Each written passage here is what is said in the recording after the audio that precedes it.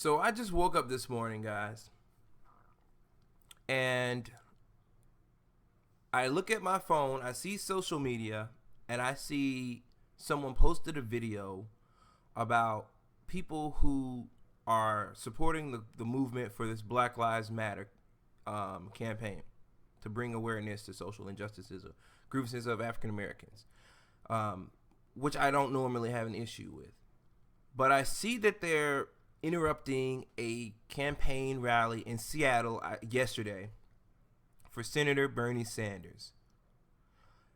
They get up there, they yell and they scream, and they make all of this noise just so aggressively and just so combatively adamant about interrupting, threatening to shut down the show or the campaign event for Senator Bernie Sanders, a progressive, someone who marched with Dr. King, someone who was arrested protesting segregation, someone who was there during the I Have a Dream speech, someone who brings attention to the issues that affect our community.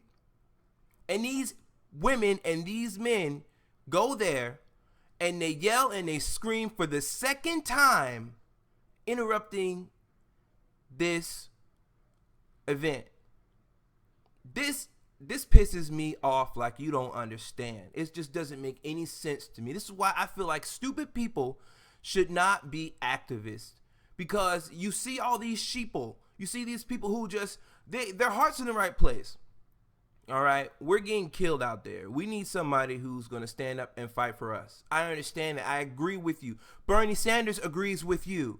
But when you don't understand the difference between an ally and a foe, when you don't think that there is a better way to get your point across than just getting out there and yelling and screaming and interrupting people who are on your side, you're going to make more enemies than friends. Most people are going to see this video and they're going to think that the whole movement is stupid. They're gonna say, I don't think I want to have anything. I don't like them. I used to be able to agree with their cause because we used to be able to say, you know, they're black, we're white, but we're progressives, we're liberals. At the end of the day, we have compassion for our fellow men. But when they see you out there acting a fool like that, you're going to get people turned away. You're going to get people to say, you know what, I don't agree with that movement anymore. I don't want to listen to the grievances of black Americans being killed in the street, because they don't know how to act. They don't know how to understand that we're not their enemy. They're just lashing out at everybody. So they're going to say to themselves, you know, maybe I don't need to be listening to them.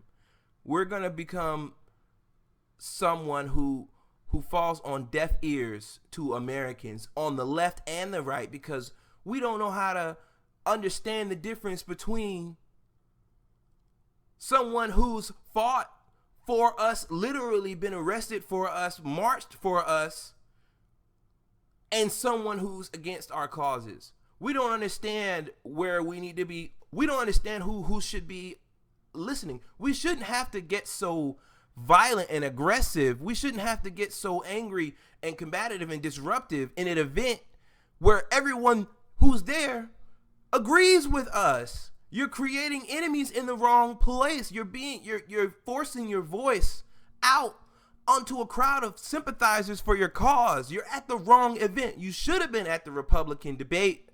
You should have been at some Republicans campaign event. You should have been doing that to Jeb Bush. You should have been doing that to Mike Huckabee. You should have been doing that to Chris Christie, Marco Rubio. You should have been doing that to Donald Trump, the nutcase going around saying a bunch of racist things and buying off politicians like it's his birthday. You should have a deeper understanding of what's going wrong in this country. You shouldn't be at Bernie Sanders' event shutting down the stage. This is ridiculous. We need to get ourselves together, people. Before you go out and protest at an event, do some research about who you're interrupting. You interrupted a guy who you could have walked up and said to him, will you please allow me to bring attention to my cause? Sure, you got the attention, but the consequences of the attention that you gained and the way that you gained it is going to have the negative effect that you're trying to get people to stop seeing us as animals and start seeing us as fellow human beings. But you get on stage and you act like a pack of wild animals. It doesn't make any sense. It doesn't make any sense. There is a way to do things. There is a way to go about things, and it's called being effective, not just being heard. When you're angry and you're aggressive, body language and tone are also ways of communication. And in my opinion, they speak louder than what you're saying. What you're saying is important, but in the way you say it, and the manner you say it, and the time you say it, how you say it, those things all matter. And what you just communicated to all those people is this is a bunch of crazy nutcases that are getting out here and disrupting everything. They look combative. They look like a bunch of animals. That is what you communicated. You didn't communicate that Black Lives Matter. You communicated that black people get out here and act crazy just like the rest of us. And sometimes we don't even want to listen to their cause. You got a bunch of people, the ones who support Bernie Sanders are the ones that are going to be most likely to listen and understand that we need social change, that there's something wrong in this white supremacist society that we live in. But when you get out there and you do that, I mean, God, good God, Jesus, I mean, please listen. Do your research, people. Do your research before you go out there and interrupt something. Do your research. Wrong place, wrong time, wrong manner. Everything about it is wrong. It disgusts me. Please get your act together. Please. It's Review Hunter signing off.